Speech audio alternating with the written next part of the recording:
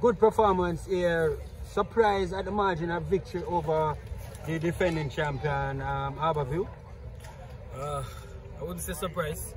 I think we took our chances very well tonight. I think before the game we wanted to work on 3 areas. So we play out the ball from the back, our decision in the final third, and how well we control our opponent. And we did just that tonight. And you think that the corner is turned now regarding getting back some confidence in the camp to get a winning streak going regarding for the Waterhouse team? I mean, the confidence is good. We want confidence, but we also want discipline in the team.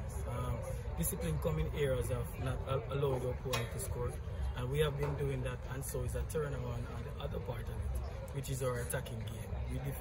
We are defending well, and so transitioning going forward, our attackers showed up tonight. Yeah, that's why I was asking about coach. What took tonight?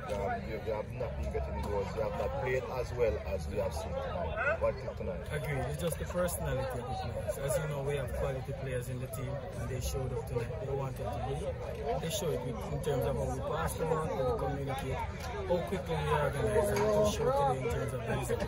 And as they said, can you continue on this form? No, that is the big question.